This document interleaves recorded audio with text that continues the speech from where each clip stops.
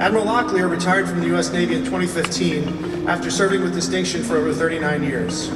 During his significant tenure, Admiral Locklear led at the highest levels, serving as Commander, U.S. Pacific Command, Commander, U.S. Naval Forces Europe and Africa, and Commander of NATO's Allied Force Command. A nuclear qualified surface warfare officer, Admiral Locklear's numerous commands at sea included the U.S. Navy's 3rd Fleet, U.S. Nimitz Carrier Strike Group during Operation Iraqi Freedom, Destroyer Squadron 2, and USS Leftwich.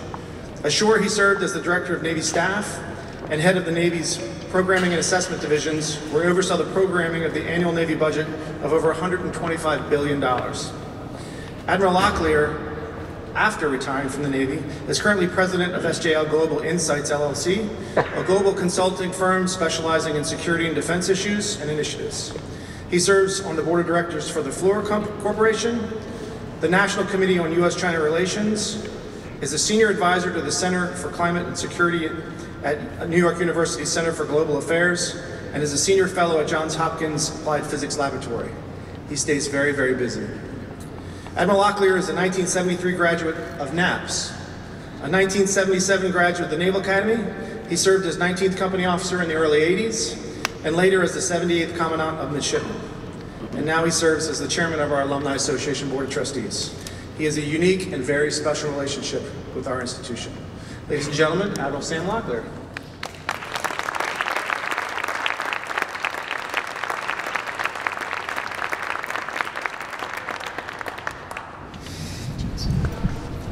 So it confirmed what I've always understood about the class of '89. They do not follow instructions particularly well. But thanks for boring everybody to death with that bio. But I am extremely honored and privileged to be in this position as the chairman of the board of trustees of the institution, which, as you saw in the film last night, I told people that almost everything that I have in my life I owe to the Naval Academy, United States Navy. My wife and my family would say the same thing. So just being able to give a little bit back, even if it's just my time and the resources we have, is important to me. So I'm really excited about our next panel here. It's a smaller group, as you see, but it's one I think that you will find extremely enlightening as you think about the Naval Academy that has been in the past and the graduates and what they've done in our world, particularly on the military side, and then what that will portend for us as we go forward for future generations. So with us today, we have two very distinguished recent 4-stars in our Navy. Admiral Cecil Haney, class of '78. Now, Cecil and I have been friends for a long time. We've actually worked together on a number of occasions, and I consider him a close friend as well as a great colleague. He's a native of Washington, D.C., a graduate of the class of '78. He was an ocean engineering major. He's one of those that '78 brags about. I think, Byron, you keep telling me about how great '78 is. Well, Cecil's right at the top of the list there. He holds a master's degree from engineering acoustics and system technology from the Navy Postgraduate School. So as we talked earlier, he considers him a techie geek. And he's a master's degree in national security strategy from National Defense University. He's a submariner and did all the things that submariners have to do in a long, hard decades of work under the sea. He commanded the U.S. Honolulu. Subsequently, he was Sub-Ron 1. He was Subgroup 2. And then he went and he was an enlisted affairs assistant in naval reactors, managing that portfolio. He worked in OLA. He was that goes on. He's been in the Navy a long time, like I was. He was the N58, or the Policy and Requirements for U.S. Pacific Fleet. He's a director of subsurface warfare in '87. He's a director of Naval Integration Warfare Group, which is OOX, when I had that same job at one point in time. He was the deputy commander of Strategic Command. He was the commander of the Pacific Fleet as my component commander when I was U.S. Pacific Command. And he finished his career as commander of U.S. Strategic Command, which, as you would know at that time, had Cyber Command as a sub-unified component under Cecil. So his vision and view where we go in the cyber world will be particularly important. So we're glad to have Cecil here. Now, we have Admiral Michelle Howard, class of '82. Michelle just retired after 35 years in the United States Navy. Michelle is a surface warfare officer. Good, thank you, Michelle. Michelle commanded the USS Rushmore. After she graduated here, she was a math major. Good. She was got her history master's degree from Leavenworth, so she spent some time with the Army. And today she is a visiting professor at the Elliott School of International Affairs at George Washington University, and is a highly regarded and widely used speaker around the country on a number of issues, from cybersecurity, maritime security, to women's empowerment issues, all those things. She commanded the USS Rushmore. She commanded Expeditionary Strike Group, and she had one of the jobs I had, which was one of the best jobs I had, which was she was the commander of U.S. Naval Forces Europe and Africa, and she was also the head of basically all NATO forces in the south of NATO, the Joint Force Headquarters in Naples. And during her time in active duty, you may have seen her, she was instrumental in the process of the Somali pirates and the rescue of folks during the Somali pirate rage. And she was, of course, a veteran of Desert Storm, Iraqi freedom. She was a SECNAV's maritime military assistant.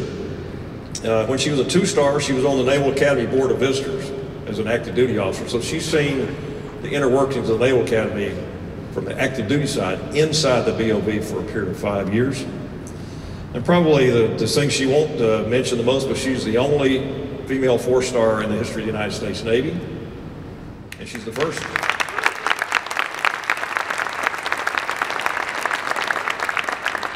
And she was the first, I think, female admiral from the United States Naval Academy.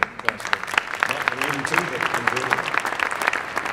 So you've got a couple of great folks here that we're going to have some dialogue with. So I'll start the dialogue off, and then when you get tired of hearing me talk, we'll go into some questions from you.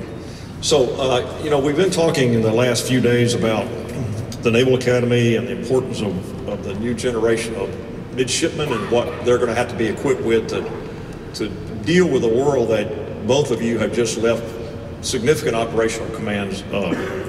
So let me start with this question. Given your significant experiences in global military, joint, and naval operations, and really both of you have a quite unique view of the security environment in the world today, what do you think are the major security challenges that today's midshipmen will face in the coming decades, and how must we help prepare them for what lies ahead? Michelle? So what a wonderful question. And it's probably significant when we look back 100 years to try and provide some context to a question like that. So to me, some of the leadership I've admired is Nimitz, Michener, Halsey during World War II. And it was the technological change and their flexibility that really stands out to me. So you think about these guys, Michener, Nimitz, who were at the Naval Academy in the early 1900s. That meant they were born and grew up in the 1880s and 1890s. They grew up during a time where things were invented like the zipper, the toaster, the crossword puzzle. They are midshipmen at Annapolis when air power starts. Kitty Hawk has her first flight.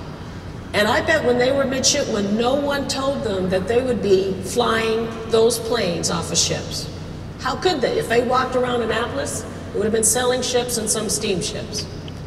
These men, as they grew up through World War I and through World War II, figured out how to use air power, figured out how to use carriers, they were part of the group that created carriers.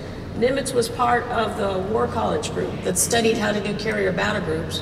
And in between the wars, they didn't have enough ships. So they were literally pushing and thinking models on the floor. That acceleration of technology and their ability to understand it and employ it and succeed in warfight, that's remarkable. That's incredible flexibility and leadership. So now let's look at today. and you look at the birth of the cyber domain, we are now talking that we are at zettabytes of knowledge. That in every few years, we produce more knowledge and technology than in the first 1,000 years of when we started to record things with writing.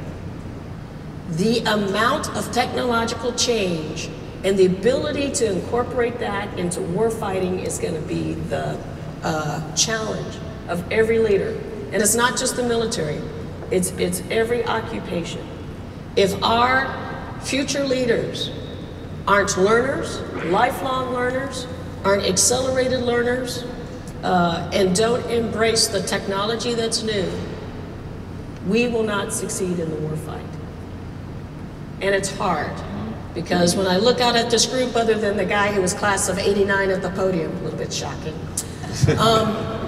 if I said, how many of you are online wargaming, playing video games, how many of you would raise your hand? Yeah.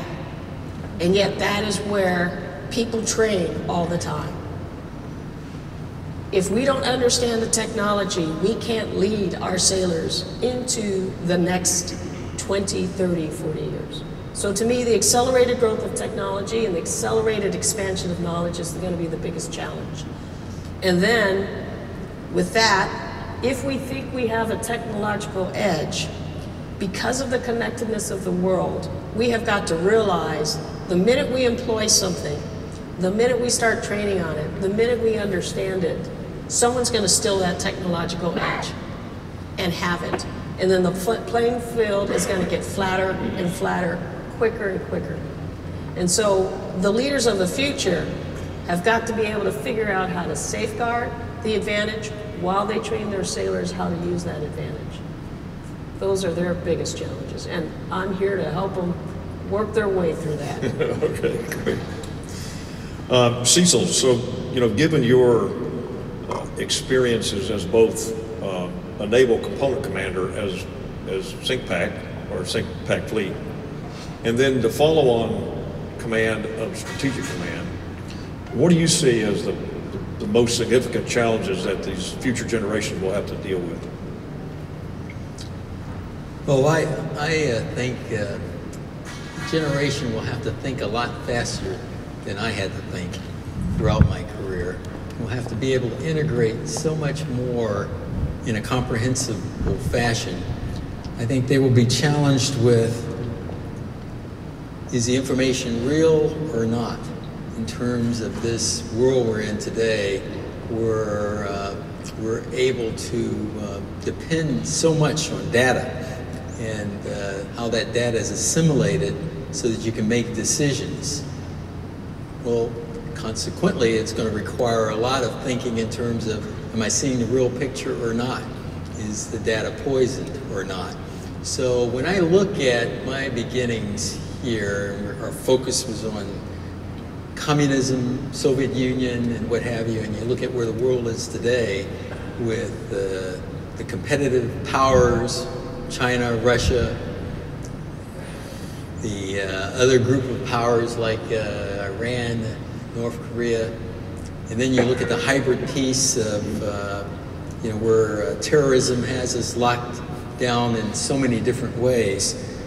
I see our warriors today having to understand the spectrum, because you may deploy with one thing in mind, but by the time you get halfway through that deployment, the world has changed, requiring you to have a variety of different skill sets, not so focused on one country and what have you. That stems from not just understanding technology, but in some cases understanding culture, so that you can blend the two together in order to have a winning edge going forward.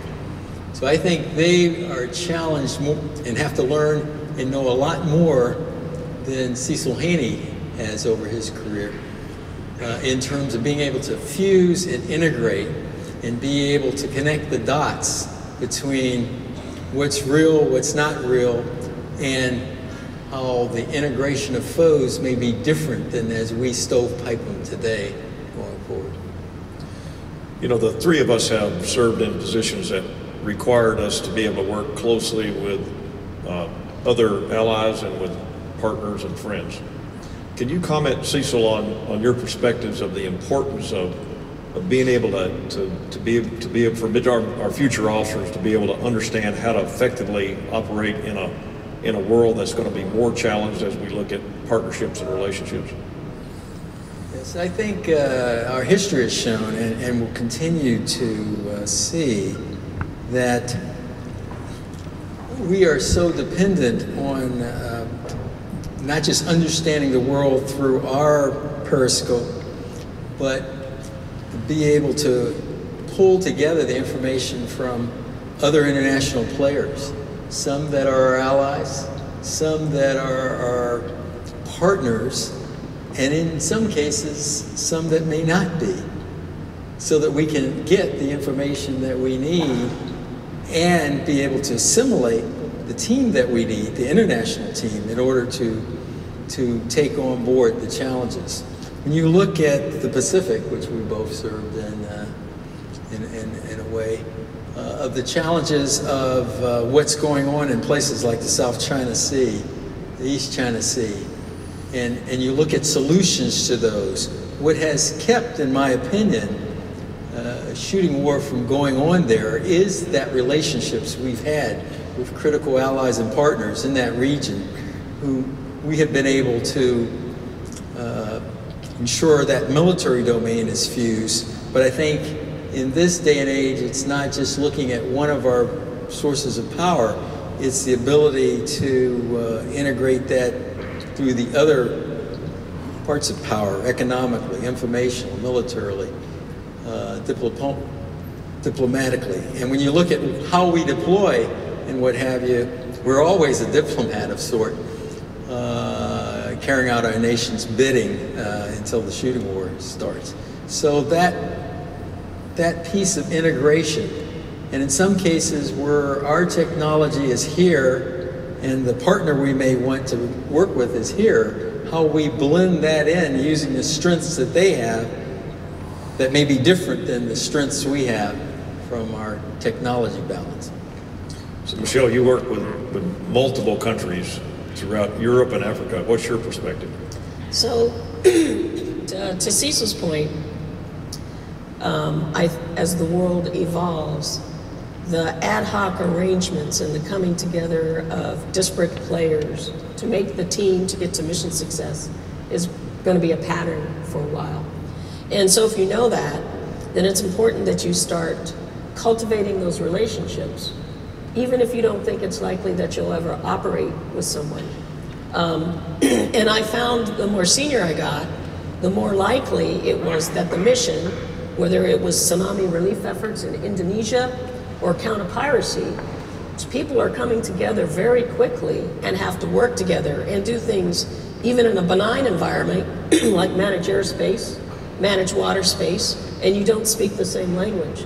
In the case of Indonesia, when the amphibious ready group was sent down the coast of Jakarta to work with the Indonesians, Indonesia is a country where there are very few English speakers, and they had a huge mistrust of the United States. I ended up getting a hold of somebody I met on board the ship when I was CEO of Rushmore, who'd come through with a training team, international training team, and he happened to be running the amphibious squadron for Singapore. He got a hold of Malaysians who acted as my interlocutor with the lead Army colonel in the area to give us permission to go ashore so that we could have a conversation about what we could provide in terms of food and water. And if we didn't have that conversation, not a single bag of rice and not a single drop of water would have been allowed to go ashore. And so as the midshipmen have opportunities to travel and make these relationships, they just don't know 30, 40 years later in their life where that might be the moment that relationship allows them to succeed with the mission. Yeah, I think we have the benefit post-World War II, where basically the U.S. was the central figure in shaping the security environment globally. And that provided great benefits to us as a country, provided us great wealth, provided us to be able to spread democratic values around the world, provided us an opportunity to put in place human rights values, rule of law, those type of things. But now we find ourselves in this century, and some of our preeminence in that area are being challenged. And I think for the next, where you young midshipmen are going to be entering the world, this challenge will continue. Our generation, I think, had the benefit of having a very singular focused mission, which was to kind of stop the Soviet Union, and then post 9/11 to stop the spread of terrorism, which we basically effectively did. But now where we're seeing a rise of peer competitors, potential peer competitors, potential peer, putting us in a position of competition, and that competition can sometimes lead to frictions. And it's not that we're not going to be a great power. We will always be a great power because of the way we define ourselves as a country, the way we run and the way we man and manage our great military. But we're relative to where we used to be, and what you're going to expect to find is going to be, we won't have quite the same edge, and we won't be able to have quite the same, for lack of a better word, arrogance as we approach it. You're going to have to be pragmatic about the challenges and the difficulties and the depth of understanding that you're going to need, not as a 4-star, because you will need that, but you're going to need it as a young lieutenant out there operating on the forward edge, protecting our national security issues, protecting our national interests, protecting U.S. citizens and our interests around the world. So it's going to be much more complex. And as these two have, I think, articulated well, the speed of decision making is infinitely faster than what we have to deal with. And so preparing yourself for that, I'm not sure how we do that, but we're trying. And we're trying here in this great institution to give you those tools, but you're going to need them because the challenges are going to be right there quickly. So let me, Cecil, go ahead. You know, our ability to predict the future is not so good. I mean, when I think about 1978, when I graduated, what we thought the world would look like and what it looks like today. And I think this whole business, what this institution is clearly about in terms of leaning forward education, both internationally as well as through the STEM business, as was discussed earlier this morning, is critical for that world that we can't predict right now that graduates will have, of what they will see 20 years downrange and have to deal with. So I think this business of leaning on learning in a very aggressive way, which I felt it was aggressive when I was a student here, and I'm sure the mids today feel it's aggressive, but it's that learning that puts into the mindset of how to deal with these challenges going forward. And I would say some of those relationships that these mids are having, I remember I was in Singapore and I bumped into some midshipmen that were coming from China. And it was in an air show that was going on. And I stopped and talked to him. I said, well, what did you get from that trip, you know? And as I was listening to the maturity of their thinking, you know, I was thinking, boy, Cecil Haney, when you were a mid back then, did you have any inkling of the world as they saw it from that interaction? So I can't say enough. And then thinking of what those young mids will have when they are working diligently, that experience I have will be part that they have, will be part of that foundation for them in solving problems for the future. So one of the focus areas of this campaign is to try to get people interested in supporting our international travel and international programs for our midshipmen of the future. And I think you have, between the three of us, you have a pretty solid concurrence that this is important for us to continue and to actually do more of it, not less, as we go forward. So let me change directions a little bit. Another major focus of this campaign is trying to make sure that we get cyber properly introduced. And you know, I've said for a long time, of all the major domains that we operate in, whether it's subsurface, air, land, sea, however you want to characterize it, the only one that wasn't created by God was cyberspace. And cyberspace was created by man. And it's the most screwed up one of all of them. It's the most difficult one, where the rules are undefined, the ability to operate in them like we operate under sea or in the air is very challenging, particularly for generations of us who were kind of drugged into the cyber world kicking and screaming. So Cecil, given your perspective as STRATCOM, can you talk about where you think we are today in the world of cyber, and where do you think these midshipmen will need to be as we go forward? Well, first of all, I'd say I was pretty pleased as I traveled around my last year as Strategic Command. I went to all the academies because I really wanted them to think more strategically as well in terms of what were strategic problems facing our country. And in that journey, I was particularly interested in cyber and space, and the two are interweaved in a unique way. Because when you look at cyber, it's from under the water all the way up to geosynchronous orbit. And as a result, warfighters today, I feel, need to really understand the vulnerabilities as well as how do you take advantage of the opportunities of that spectrum. You don't get that by not having some unique capability in your foundational roots. I will say I was rather fortunate in my education going forward of getting a dose of it in Monterey, California, Navy Postgraduate School, and it was part of my roots even in high school. But just seeing how much has changed over that time frame and our ability to get at it. It's interesting today that cyber reaches the front page as we talk about other nation states meddling into elections and what have you. So when you raise the bar and look at that and look at combat in the future, it may not be, as we are sometimes thinking, computer against computer, but boy, the biggest thing we utilize is data and how we operate and what have you. And if that business isn't protected and to where the leader has confidence that the common operational picture that he or she is looking at will generate results, we will lose because we won't be able to move at the speed of the conflict that we will need to.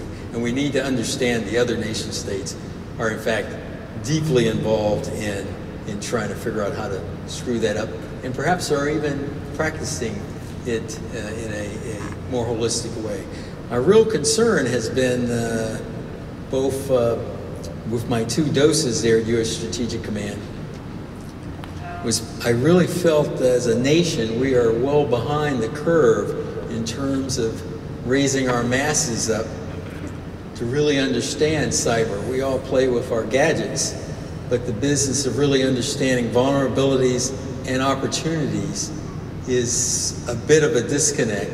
And I felt that, boy, that ought to be down in the kindergarten, level 1 up. So you're darn right, I would expect it to be here at this elite institution. So most of my experiences in trying to determine where our forces and our fleet stood in understanding this domain came from when I was Deputy Fleet Forces Commander, and I was traveling around talking to commanders. And so, as Cecil pointed out, this sort of foundational understanding of the multidimensional aspect of what it means to operate in the domain was not there. And some of it's simply because of the time and human beings that if you were already an adult in 1994 when the World Wide Web was born, then your ability to understand how to integrate that into the warfight becomes challenging. Challenging for anyone, but I think harder if the technology is new to you. And it's hard for us to put it in context because, you know, the iPhone's only 10 years old, but it feels like it's been around forever. And some people are more skilled at all the capability than others. So the largest challenge is getting people to understand that they are not going to just be maritime sailors that have to operate in air and space. At the same time, they operate on the sea, understand the adversary can be coming from the air or from underneath their feet, but that they'll operate in the cyber domain simultaneously. And you need a place like the Grace Hopper Center in order to be able to think innovatively To go back from Nimitz and pushing ship shapes on the floor to having a virtual environment where you can practice fighting at the speed of light in the cyber domain while you fight at real speed. From the beginning, when you look at how warfighting started, it was just linear and life was great. If you were on the seas prior to World War I, then if you had a ship ahead of you, you could see them and you could shoot them. And then Germans create undersea warfare, and all of a sudden the sailors in a three-dimensional warfight. There's the stuff below you, there's the stuff ahead of you, and air power came along at the same time. And that just reinforced this three-dimensional warfight of how you think. I've got to be worried about stuff coming beneath me, at me, and above me. So with cyber, it pushes us mentally into the fourth dimension. So we talk about the shortest distance between 2 points as a straight line. The shortest distance between 2 points is to bring them together. So when you can have effects in one continent in another through the cyber domain, you're basically doing this. You're bringing those 2 points together. And it's not that the cyber can manipulate the data. We're not at the point where with cyber weapons we can manipulate physical attributes of SCADA systems or weapon systems. And so our new warriors have to understand they'll be fighting in the cyber domain at the speed of light. Someone's going to try to affect their weapon systems. At the same time, they're fighting at the regular physics speed of missiles coming in or somebody shooting a torpedo at them. So to your point, you know, when we graduated, it was the Cold War, and that was hard. But now it's hard and complex. Yeah, so the cyber piece for the midshipmen who are pursuing that, which all midshipmen I think will benefit by this and should eventually be integrated into all of their studies to think about how it impacts all aspects of what their future will have. But I think to be cautious about not putting cyber in isolation in a box by itself.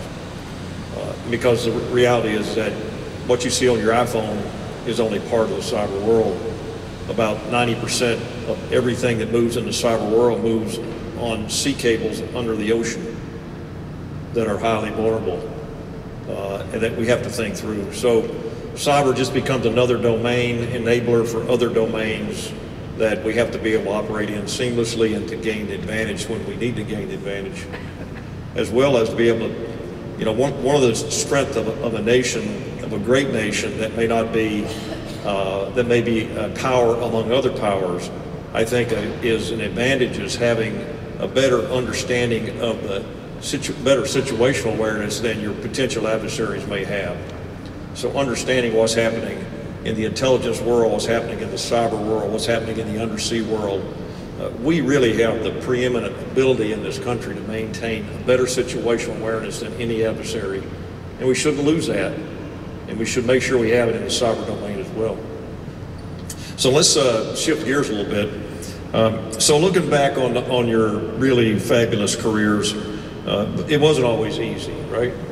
So Cecil, tell us what is something what challenge did you face in your career? Give us one that really provided you a leadership lesson that stuck with you.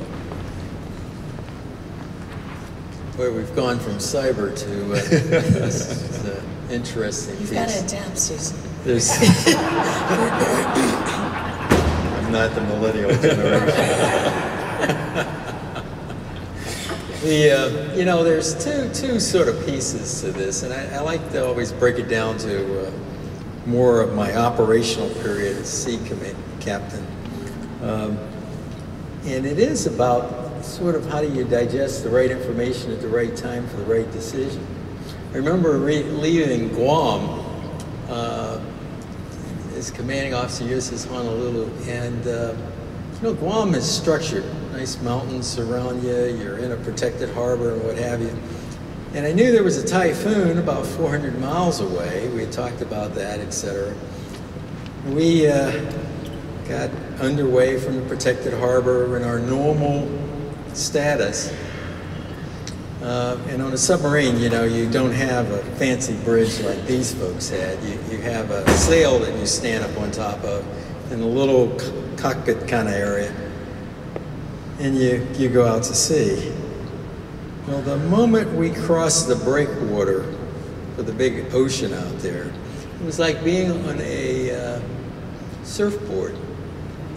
The information I hadn't really digested and understood was what was really on the other side of the protected harbor, because we thought the typhoon was way, way out there, but the effects were already there. I always look at that particular day because when we took that first wave, myself and the lookout went flying across to what we call this flying bridge of pipes we have there, and we bounced into it. Fortunately, we were all strapped in, and the straps worked. Because then, you know, we very quickly woke up and slowed the ship down, got everything down from the bridge, and what have you, and we lived to talk about it the next day. But when we went back and critiqued, as all us nuclear submariners love to do, what lessons did we learn from that? It was the fact that, you know, we were in port, we had lots of information at our disposal, but I failed to ask the critical question, but I had some help of what were the conditions out there, and could we have been rigged differently before we left port than the normal way we would leave port with people up on top of this structure. So that was probably one that was a serious wake-up call, because, you know, I thank God and all my lucky stars looking back and seeing, because the lookout was much smaller than I was, and to know that I didn't lose anybody that day. Yeah, we were bruised a bit, both physically and emotionally, but we lived to overcome that and continue on, or I wouldn't be sitting up here. You wouldn't have invited me, quite frankly. The other one, though, that I can't really go into a lot of detail about, but, you know, submarines do these submarine sneaky operations, you know, gathering intelligence and what have you, associated with country X, Y, or Z. And I can just say that through my growing up, particularly at the department head level, there was a lot of school learning in that operational environment, which is, to me, why this institution has to maintain as much of an operational focus in all of the domains as it can, because you're out there, you're doing in bathtubs perhaps where you're not supposed to be, doing the nation's bidding, and things go wrong, you have material casualties and what have you, and you have to gracefully put those fires out and continue going forward. So although I can't tell you much about that second piece, I think from the first one you can sort of get it in terms of those being able to integrate those lessons learned. I will say, though, as a student, and I always consider myself a student of learning, even though we have this great capability of processing and what have you, you still find that as we operate the sophisticated Navy that we have and warships, we still have bumps in the night and what have you. One of my pet peeves has always been, how do you get to those critical lessons learned to learn from them before you experience that somebody else has already learned from? And some of that is that integration of knowledge and how we do that, and then virtually train on them to the best of our ability, stressing the envelope before we actually have to get out there and operate. Thanks, Cecil. I would say, for me, one of the biggest lessons of leadership came on my second ship. I was a brand new lieutenant, and I was on the training carrier, and she was 42, 43 years old at that point. And the integration of women to ships was still pretty new. And so the training carrier had a smaller crew, 1,200, and maybe a couple hundred officers. And at that time, there were maybe 15 women officers in the wardroom, and a couple of us were surface warfare. We were both in engineering. My roommate was the meteorologist, a couple of supply corps, a couple of JAGs. And when I got there, you know, I'm just standing watches, trying to, takes like 12 months to get your PQS done on a carrier, and just doing what I could. And to me, the captain was just this picture on the quarterdeck. I mean, I ate in a separate mess. Never saw the guy. I saw the Chang, who was a commander post CO, but I never saw the captain. Well, we had a change of command, and life above decks went on as usual. And then I started, as I would come up between watches or eating chow, I would start to hear stories from my female shipmates who felt that the new captain was biased against women. And the stories became more and more frequent and more intensive, and it was becoming disruptive. And some of them I was getting from my roommate, the meteorologist, who stood officer of the deck. But they honestly felt that he really didn't want to deal with women on board the ship. Very hard situation to be in. From my perspective, I was thinking, well, gosh, this is probably the first time the guy's ever served at sea with women. He's been an all-male Navy up until this command. So things go on for a few more days. I come up off a watch after mid-watch and get up to my stateroom, and just about every other woman officer's there in my stateroom with my roommate. I go, hey, what's going on? And they're like, well, we think somebody needs to talk to the captain about all this, his attitude about women. It's starting to affect the crew. I go, okay. And they're like, yeah, well, we voted that you should do it. I'm like, I can barely write. I'm in engineering. I have not seen anything. Guy doesn't mess with, I don't, you know, I got to deal with 110 snipes. And they were pretty forceful. And my roommate goes, well, you're the senior unrestricted line. I'm like, freaking been a lieutenant for like 3 days or something. So I said, let me think about it. And I did. And then I realized the biggest problem I had was I was afraid that if I went up to talk to the captain, you know, he could end my career. He'd say, get the hell off my ship, Howard. What are you doing? You know, get out of here. You're wasting my time. And that could color the rest of my time in the Navy. And then I realized if that fear of speaking to the captain about something that was not going to be pleasant was enough for me not to do it. And at that time, women weren't allowed to be in combat, but I thought if I ever got the opportunity to be in combat, how would I ever find the courage to lead sailors? So I went back and told my roommate to let the others know I'll do it. I made an appointment to see the captain, put on a clean pair of khakis, and went up and talked to them. I collected their stories first. I tried to be very objective and laid out what they'd been seeing. And the captain, God bless him, you know, fighter pilot, veteran of the Vietnam era, he just sat and listened to me. He gave me 15 minutes. And they said, all right, Howard, I think I got what you're saying. He said, I'll tell you what. He goes, I don't necessarily agree with what you're saying, but I'm willing to take it on as a challenge. I will get a hold of Navy headquarters and we'll ask an equal opportunity team to come out to the carrier and do training. It's probably been a while since we've had any, and I promise I'll sit in the front row. And then we'll figure out exactly what's going on here. That was the most amazing moment I had. And the second leadership lesson wasn't that I had to hold true to our core values, courage, honor, commitment. But this guy who's the captain of a carrier at sea, who's incredibly busy, maybe even busier because it's all student pilots, gave me 15 minutes and just listened to me. That as a leader, he could just listen to me, and he wasn't afraid of what I had to say. He wasn't afraid of what I had to hear, and he was willing to act on it. That was the biggest leadership lesson I took away. Terrific, terrific. I'll just share one. It was a much, I guess I learned a lot of lessons along the way, some harder than others, but when I was Naval Forces Europe and Africa, and we had been involved in the Libya campaign, and Gaddafi had, when he was finally removed from power and the people there ended his life, I was in charge of that operation, and so I got asked by the leaders in NATO and by our own president what I thought about what should come next.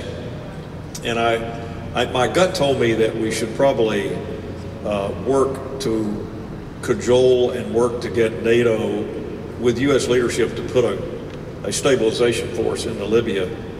And that's what my gut told me. But the politics were rolling in the other direction. And there was just this rush to try to get out of there because it was too expensive, and the Arab Spring was rolling hot, and people weren't quite sure where it was going to go. And so I kind of acquiesced on that and said, yes, so we left very quickly. And my gut told me that was not the right thing to do, because there was 155 tribes that were left in that country that had no leadership, had known no leadership other than a dictator for the last 40 or so years. And in retrospect, I was wrong to do that. And I think that what that would point out to young folks who are coming along behind us is that here at the Academy, I mean, you're in a day-to-day environment where you're deciding what it is that you believe. And you're kind of building this sixth sense that you have to fall back on as you go forward, and you have to fall back on it and you'll find your classmates you run into and your other Academy graduates who have this same kind of sixth sense that their gut tells them they got to do something, and we can never go away from that, because it's so important to what our country needs from you as leaders. I mean, the political leaders of this country in the 21st century are going to need your attitudes about how to use military power to effectively protect this country and to secure our national interest and to provide the world that you want your children and grandchildren to have. So follow your gut. Why don't we open it up for questions? My question is for Michelle. When did it dawn upon you that you weren't just representing yourself, you were representing an entire gender? And then when did it dawn upon you that you were a role model for everybody and not just your gender? I'm not sure I ever made the decision that I was representing my entire gender. Oh my goodness. It's always dangerous if you self-appoint yourself something. I would tell you, maybe obliquely get at an aspect of that question. So I'd come out of Desert Storm. I was a department head, chief engineer on a 26-year-old ammunition ship. And during that time frame, Congress did a commission on whether or not women should be in combat. And based on interviews with the women in Desert Storm and the men, they repealed the combat exclusion law. So I transitioned to the Bureau, and then I find myself, I got appointed to be a spokesperson for the transition of the law and how it's impacting us and what does this mean, and mostly I think because I had shipboard experience at that point. I'd been on 4 ships at that point. And then of course one of the few women who was a veteran. And I was mad. First of all, I turned to the PA and said, what the heck do you people do? Why am I the spokesperson? They're like, no, we like people who've actually had the experience sets to talk about it. And I found the duties of that and giving briefs to different non-governmental groups and organizations was like a second-time job. I just about had it. And I called my mom, who to me had always been a good sounding board, and I was just venting about how onerous this responsibility was, and that, you know, none of the guys have to do this. They just get to do their job and go home. And she was classic mom. She just said, hey, you better embrace it. You better embrace it now, or you need to get out of the Navy. I was not expecting that answer. She said, look, you are where you are. You are probably one of the senior women in the Navy, even though, you know, you're a lieutenant commander, who's had combat experience, who's a surface warfare officer. She said, there's nobody who's going to catch up with you if you choose to stay in. She said, so what that means is for the rest of your career, you will be asked to do things that other people will not be asked because you are the first of a group of women. And she said, any of the women who catch up with you, they're going to be asked to do the same things. I thought that was, I was still kind of mad. You're supposed to be sympathetic, Mom. But she was absolutely spot on. That I had to embrace the responsibilities that went with being the first of something. And I understood that as I got more senior, that, you know, okay, I happened to go to ship up, hey, look, you're the first African-American woman. Okay, that's going to come with additional focus and responsibilities. That, you know, the press are going to show up in droves when you have a change of command, even though your male counterparts are just as competent and qualified and passionate. They're not going to get that notice. So I took her advice.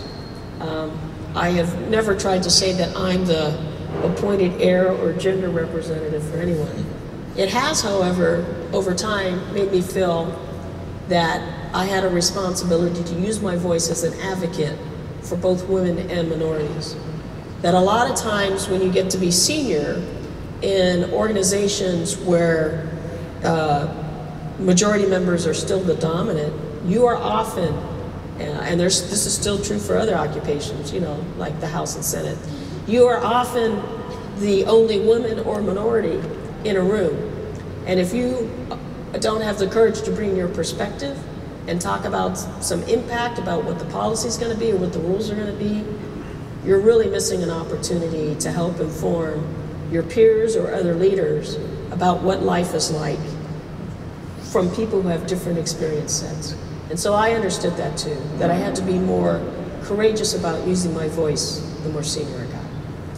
Well, I think your mom's an excellent example of why we have to keep parents plugged into whatever networks we have.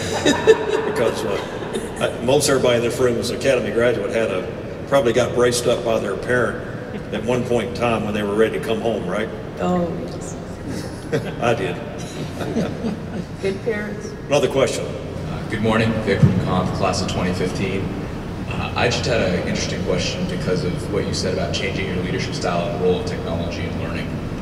During my first Divo tour, one of the most difficult things that I encountered was how my chief made decisions based on knowledge and how my sailors, who were primarily E3 to E5, made decisions. And my guys were straight out of DLI, so they didn't necessarily know the Navy, but they had a particular learning style, and a lot of it was technology-based. Over your time in the Navy, how have all of you had an opportunity to shift your leadership styles based on the different generations up to the millennial and Gen Zers as time has gone on? Thank you. Interesting question. For me, I didn't feel a change in leadership style because my leadership style was always, I'm not the brightest bulb on the planet. I need to use the team that surrounds me in order to achieve mission. And then looking at that team of who brings what strengths to the table. So I didn't care if it was the youngest person in the wardroom who had the best idea. If that was the case, bring it forward. And as a result, it was a very inclusive kind of leadership style, if you will. So that business of, if that included technology in terms of how we could rearrange our fire control party and what have you, then it was music to my ears if it was going to be more efficient and what have you, etc.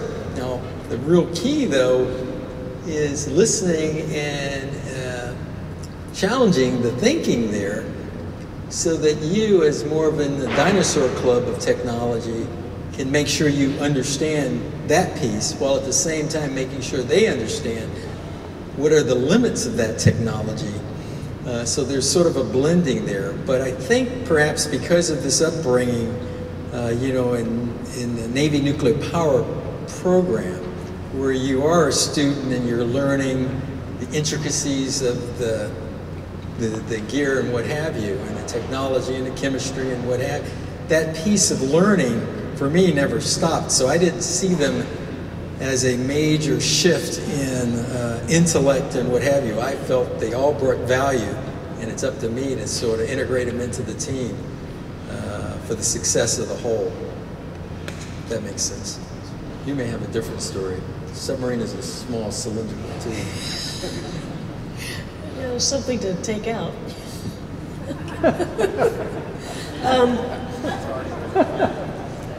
I know you're gonna mentor me later, Cecil. I feel it coming. Feel it coming. So, more than the diversity of the people I left, because the more senior you get, the number of organizations you left, and so then you get more diversity in just communities, as well as more diversity in age and everything else. I found the more senior I got, my leadership style changed in that I realized I had obligations of far more important to communicate consistently, and that I could never over communicate. I think like Cecil, I got more thoughtful about the different teams I would build to take on a project. The one time I really thought about the sailors as millennials, and I think by the time I retired, when I talked to you PERS, 85% of the enlisted sailors were millennials and 60% of the officer force was millennials.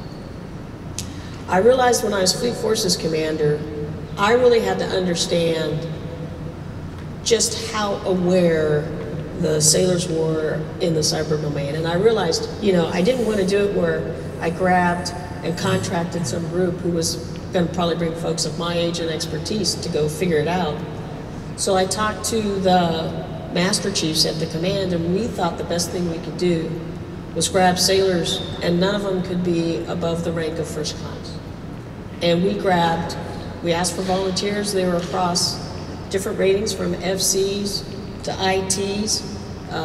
We made sure we had women in the group, and we said, we're not going to give you a framework. We want you to go back out and figure out how the sailors operate and live in this domain and come back and explain it to us.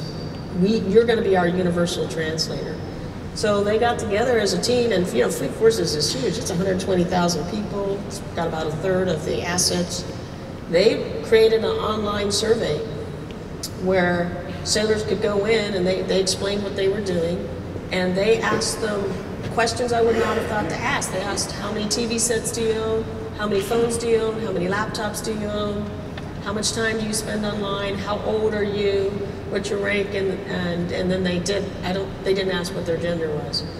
And then they did core study groups about focus groups on how people manage their own life. And then they came back and debriefed me. And it was eye-opening. It was eye-opening to find out the gap was at age 30. That people under 30 had an average of like 5 TV sets, 3 cell phones, 10 video gaming consoles, and that they were spending 3 to 5 hours online every day.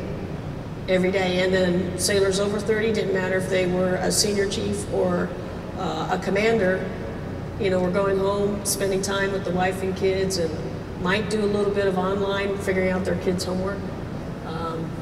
And there were outliers. There was like a captain who said, yeah, I'm online all the time because I game with my college son online, so that's how we end up talking to each other. I know what's going on in his life because we're gaming and we're having a conversation. But for the most part, those sailors taught me I had a digital divide within Fleet Forces. And so then when it came to talking about cybersecurity, and that it was ubiquitous across the force and our families, and which of my COs were smart enough to say, I not only have to do cybersecurity training pre-deployment with my sailors, I have to do it with the family group. It's insufficient to tell the sailors not to post stuff on social media if they send a point-to-point email to the spouse or the child, and they go out on Facebook and go, hey, Dad just pulled in Djibouti. That everybody was a part of it. And so that was one time where I deliberately targeted that generation, so to speak, in order to help me understand how people were thinking and working and living in the domain. And I'm very glad I did, and I think all of us at Fleet Forces learned a lot. And then we turned around and went out and had symposiums with commanding officers of all the different communities and talked about the cyber domain and the life of their average sailor as compared to their life, and just helped everyone bring more awareness to what it meant. Eventually technology will outpace everyone, right? I mean, in your lifetime, it took me a number of decades ago. And when I saw it overtake me and I could see the direction that our joint force was going from a technology perspective and the young people that were having to execute it, then for me it became more of a two-part scenario. One was empowering them, to be able to use technology to my benefit, to our benefit. And on the other side was to manage their risk, because you had to, if you're risk averse, you'll never empower anybody to do anything, right? So how do you manage and how do you accept risk for them as they pursue in this new technological world? I remember one quick story. I remember when we shot down the satellite from space. I went to see the crew of that ship after they shot it down, and I was going to congratulate the fire control team that did that, and got all suited up, and I said, let me just meet them in the mess decks and we'll have a quick dialogue. I was actually shocked when I walked into the mess decks, because where the Navy had come since for my image of what I was going to see. It was a fire control team that reflected American society. It was about 15 young people from first class petty officer down. About a third of them were women. About 40% of them were a minority of some kind, either African American, or they were Hispanic, or they're Asian or something. And they were all they looked almost like I was looking at my children. And here's this group of young people who had taken the technology of that day and taken a 9,000-mile-an-hour missile and intercepted it into a 22,000-mile-an-hour satellite, and basically got international recognition for being able to do that. And something, when I started out in my fire control world, we were still doing the dividers on the screen, literally. Grease pencil. Yeah. Grease pencil. Yeah, and that was the way we're shooting missiles off. And so, so you've got to empower it and you've got to manage the risk. And I think that's, as we build a foundation for midshipmen here, they have to be able to start understanding how to manage risk. Not be risk averse, but how to manage it to their benefit. One other piece to your question reminded me of a story to that point. I've always felt that my big fear in life is becoming a dinosaur to technology. Mm-hmm. So as a result, I tend to like to have forums with young folks. And one of my styles as Commander Stratcom was to always have breakfast and lunch with small groups, young junior officers, young enlisted sailors. Not sailors, but young enlisted from all branches of the services. And one day I was having lunch at an Air Force base in Minot, North Dakota. And I was talking to a B-2 pilot, young 03, and about my frustration about how we seem to have cumbersome work practices, and it's an endless journey of beating them down, getting rid of them so we can become more efficient and work on the right things. And this young man said, "Sir, you know what queep is?" Queep. Didn't get that in my English upbringing. Yeah, help me a little bit with it. So he says, queep is exactly what you're talking about, where you have these useless procedures, useless paperwork, and what have you. This guy brilliantly described to me, examples within the outfit that was going on that he called queep.